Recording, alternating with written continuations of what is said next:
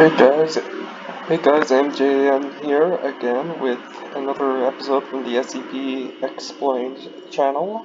Today we're going to be watching SCP-1007, Mr. Life and Mr. Death from the Mr. series. Alright, so let's begin. A man is sitting in a chair inside a containment cell at the SCP Foundation. The man is dressed normally, and he isn't trying to escape or attack the researchers who are observing him. The only thing that makes this man different from you or I is that he ages right in front of us, going from a teenager to an old man in a matter of minutes. At first glance, SCP-1007 looks very normal, just a corpse lying in a standard coffin. Well, the corpse of an old man in a coffin being kept locked up in a containment chamber is normal when compared to some of the other strange anomalies that are found in the SCP Foundation's archives. Inside the coffin with SCP-1007 is a small metal key, and this is quite literally the key to seeing what makes this anomaly so special. On SCP-1007's back, between his shoulder blades, is a small keyhole. X-ray scans of 1007 have shown that the keyhole is just an empty socket. It's unconnected to anything. There's no internal clockwork mechanisms or other machinery that should be able to be activated by a key. When the metal key that is kept in SCP-1007's coffin, classified as SCP-1007-1, is inserted into the keyhole on 1007's back and turned, something truly incredible happens. As the key is turned, SCP-1007 undergoes a change unlike anything the SCP Foundation has seen before. With each turn of the key, the subject's physical age is reversed by 1 full year. Foundation researchers are able to watch 1007 age in reverse in real time. Even any decay that had set in on the corpse is completely reversed and disappears as the key is wound and 1007 gets younger and younger. As the key is turned, 1007 will continue to de-age, physically compacting and shrinking down until it appears to have the form of a newborn human child. It's unknown where the physical mass of 1007's body goes to, since this should defy the laws of physics. But those laws we assume to be a bedrock of our universe's reality are often more of a suggestion when it comes to anomalies the SCP Foundation deals with. Once SCP-1007 reaches the newborn baby stage, it will suddenly reactivate, coming to life immediately, regardless of how long it has been dead and lying in its coffin. Boy, you have to raise it from birth. Once 1007 is brought back to life, he will go through the entire human life cycle within a 75-minute period, experiencing what looks to be approximately 1 year of normal human growth and development for every minute that passes.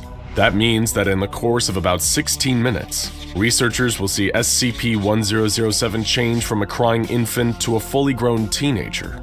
As you can imagine, the subject has reported feeling excruciating pain during these first few minutes, as his bones rapidly lengthen and expand, and his muscles develop and change shape dramatically. SCP-1007 is able to watch with his young eyes as his bones move and set themselves into place, lengthening and widening in seconds during growth spurts that normally take months or years.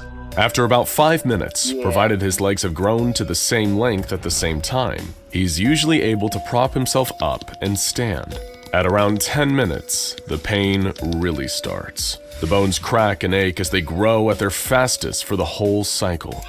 Hair will also grow on his face and body, and he can't help but feel some amount of shame and embarrassment at what's happening to him in front of the Foundation researchers, who are taking copious notes. By 20 minutes, he can hardly think due to the pain. At this point, he usually lies down and curls into a ball, whispering to himself that it will all be over soon, that the pain won't last forever. After another 10 minutes, he's right. The pain has almost stopped completely by the 30-minute mark, but now as wrinkles and stretch marks start to set in, a different kind of pain reveals itself as SCP-1007 realizes that he must watch himself die. 40 minutes in, and he starts to reflect on his past, the life he was forced to lead as a kind of sideshow freak. More on that later, though. The physical decay happens faster now, warts and moles and other marks of age appearing on his skin. After 50 minutes, he is aware that over half of his life has passed, and he is reaching the end. His hair starts to fall out, as do his teeth, which he's never actually been able to use as he's never tasted food. As the 60-minute mark comes and goes, he begins to feel grateful for the coming end, with the escape from pain and the rest it would bring.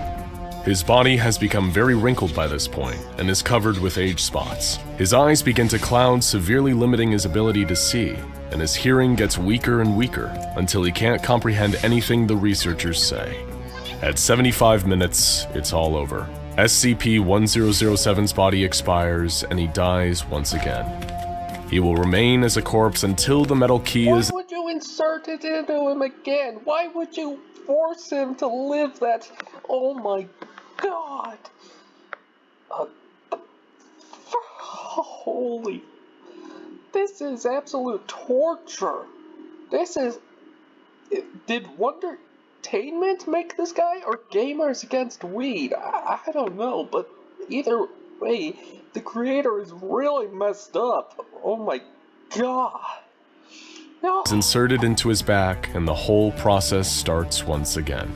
Just as there appears to be no explanation for where the mass of SCP-1007's body goes as the key is wound during the reversal process, so too is there no explanation for where the energy needed for his rapid growth comes from. This process should violate the first law of thermodynamics, and Foundation researchers are very curious about the underlying process. The one constant that remains on SCP-1007's body is a small tattoo on his right calf. Okay, Mr. Dr. Wondertainment, I have something to say to you. You, and I'm gonna swear right here, you are fucked up. Boom, I said it. Seriously. Where the words Mr. Life and Mr. Death from Little Misters by Dr. Wondertainment appear. This matches up with entry number 11 on document SCP-909, which lists a total of 20 Little Misters. SCP-1007 was recovered by Task Force Tau-6 during a raid on a mansion in California, along with several other anomalous creatures and objects. The owner of the mansion claimed that he acquired SCP-1007 at an auction hosted by Marshall, Carter, and Dark Limited. Marshall, Carter, and Dark Limited is a club based in London, England, that is famed for collecting and selling what it would describe as rare and obscure objects. Unfortunately, this often includes various anomalies that should be under the care of the SCP Foundation, and the club's mission to provide its members with exclusive, expensive, and rare experiences means that they're often in conflict with the Foundation, and they have even been responsible for several containment breaches. Marshall, Carter, and Dark Limited continues to be a very secretive organization, and the name of the director and a list of its members have so far been very difficult to obtain.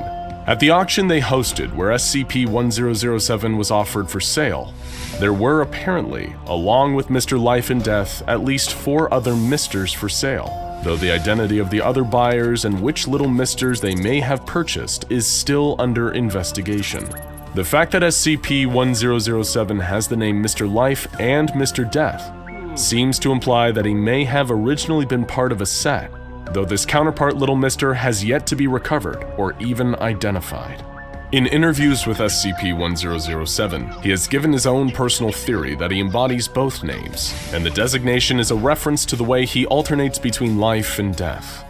However, the possibility still remains though that he may have a twin of sorts, and the Foundation continues to investigate its possible identity and location.